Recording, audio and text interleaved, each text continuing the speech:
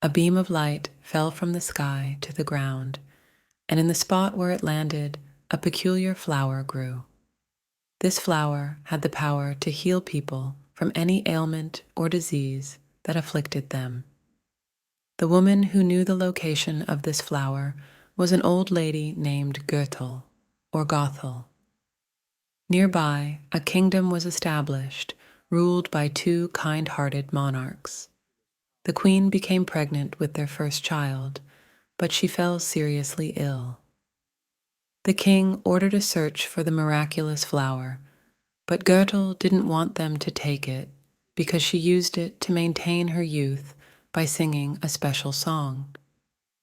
Despite her efforts to prevent them, the flower healed the queen, and she gave birth to a beautiful baby girl with golden hair. They named her Rapunzel. However, the wicked woman couldn't bear the thought of losing the child. She stormed the palace, her golden hair glowing, and attempted to cut a lock of Rapunzel's hair to keep for herself. But as she did, the hair changed color from golden to brown. The evil old woman kidnapped the child and took her to a secluded tower, raising her as her own daughter. Meanwhile, the king and queen searched for their missing daughter.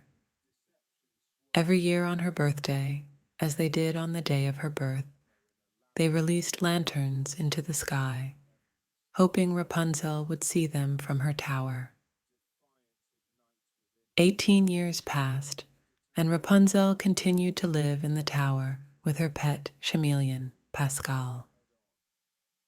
Although she was content and safe, she longed to see the outside world. Rapunzel asked Goethel to allow her to see the floating lights on her birthday, but the old woman refused, fearing that others would covet Rapunzel's magical hair. At the same time, a group of thieves led by Flynn Rider stole the lost princess's crown from the castle. Flynn, pursued by the guards, sought refuge in Rapunzel's tower. When he entered, Rapunzel knocked him unconscious and hid him in a wardrobe, concealing the crown he carried. Rapunzel planned to confess to Flynn about her deal with Gothel. However, when she returned to the same conversation, Gothel became furious and screamed at Rapunzel, declaring that she would never leave the tower. Realizing that Gothel wouldn't allow her to go, Rapunzel asked Gothel to bring her a special paint that would take 3 days to reach the location where the material was made. Initially hesitant due to the long journey, Gothel finally agreed when Rapunzel promised not to ask again about leaving the tower. After Gothel's departure, Rapunzel struck a deal with Flynn. She would return the stolen crown to him on the condition that Flynn accompanied her to see the floating lights and then safely returned her to the tower. Excited to finally be free, Rapunzel soon found herself torn between freedom and guilt. Meanwhile, as the royal guards continued their search for the thieves, Gothel discovered Maximus, the horse, and grew anxious when she realized that the rider was a knight from the king's court and might be close by. Gothel returned to the tower to find Rapunzel gone. However, she discovered the spot where Rapunzel had hidden Flynn's bag with the crown inside, along with a wanted poster for Flynn. Gothel assumed that Flynn had kidnapped Rapunzel and, brandishing a knife, set off in pursuit of them both. During their journey, Rapunzel and Flynn visit the Snuggly Duckling, a tavern that appears to be filled with rough characters, just as Gothel warned Rapunzel. However, each person there has their own dreams, just like Rapunzel. As they watch the people through a window, Rapunzel expresses her dream of seeing the floating lights and leaving the tower. Suddenly, the guards arrive, but the criminals help Rapunzel and Flynn escape.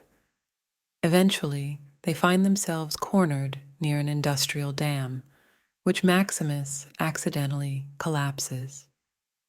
Flynn and Rapunzel end up trapped in a cave, the entrance blocked by falling rocks as water gradually fills the cave. Desperate to save themselves, Flynn injures his hand while trying unsuccessfully to free Rapunzel and himself from drowning. As they face the possibility of both dying, Flynn reveals his true name, Eugene Fitzherbert. Rapunzel, in turn, unveils her magical abilities by making her hair glow and singing, allowing them to see a hole where water is seeping through. They manage to escape. Later, by the campfire, Rapunzel heals Flynn's hand, and he confesses that he is a thief. Eventually, they fall in love as they gaze into each other's eyes. Flynn leaves the camp to gather more firewood, while secretly, Gothel meets with Rapunzel. Rapunzel admits her feelings for Flynn, but Gothel insists that Flynn only wants the crown. Gothel gives Rapunzel the crown in Flynn's bag and hides it. Flynn returns after collecting firewood. In the morning of the next day, Maximus confronts Flynn once again. Rapunzel, the horse, befriends Flynn, and they travel together to the kingdom.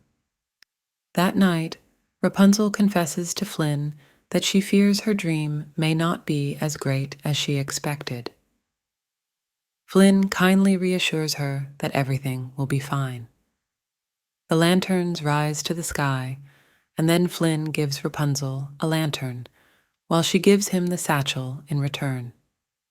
However, Flynn pushes the satchel aside and looks into Rapunzel's eyes, saying that he no longer wants the crown. Flynn attempts to kiss Rapunzel, but from a distance, he notices the two former thieves. Flynn leaves Rapunzel to give the crown to the thieves, but they decide to help Gothel in exchange for revenge against Flynn by assisting her in returning Rapunzel to the tower. The thieves beat Flynn unconscious and tie him to a boat, making it appear as if he is escaping with the crown.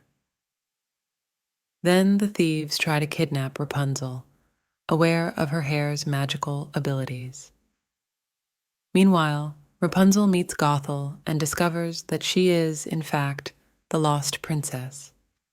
The events escalate as Rapunzel confronts Gothel, vowing never to let her use her hair again. As for Flynn, he wakes up and realizes that Rapunzel is in trouble. However, he is tied to the boat and captured by the guards, preventing him from calling out to her. Flynn is sentenced to execution by hanging for his crimes, but he discovers the betrayal of the two thieves who were captured. Suddenly, Maximus the horse gathers the thugs from the tavern and rescues Flynn. Flynn then goes with Maximus to save Rapunzel. At the same time, Rapunzel realizes that she is, in fact, the lost princess. She confronts Gothel with this truth, declaring that she will never allow her to use her hair again. Flynn arrives at the tower, but upon entering, he sees Rapunzel bound and gagged. Suddenly, Gothel stabs Flynn with a knife. Rapunzel tries to reach Flynn, but to no avail. She then makes a deal with Gothel. If she heals Flynn's wound, she will stay with Gothel forever.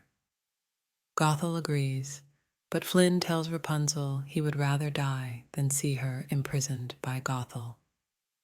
Before Rapunzel begins to sing, Flynn cuts her hair, turning it brown and destroying its healing power. Gothel screams in horror as her true age is revealed, and she transforms into a withered crone. As she screams and retreats backward, she falls out of the tower window and turns to dust upon hitting the ground. Flynn and Rapunzel confess their love for each other, but Flynn succumbs to his wounds. Tearfully, Rapunzel sings the song she used to heal Flynn's injuries. Her tear falls, glowing, onto Flynn's cheek, and suddenly he is healed and comes back to life. Overjoyed, Rapunzel and Flynn share their first kiss. Then, along with Pascal, Maximus, and the thugs, they return to the castle where the royal family is finally reunited. After celebrating Rapunzel's return, Flynn marries Rapunzel, and they live happily ever after. The tavern thugs achieve their individual dreams, and Maximus becomes a respected member of the royal guard. Everyone lives happily and contentedly thereafter. And so, as the stars twinkled above and the night whispered its lullaby, our tale comes to a close. But remember, dear ones, every ending is but a new beginning. So let your dreams take flight like the wings of a butterfly, for adventures await just beyond the horizon. Good night, sweet souls, until we meet again in the land of dreams.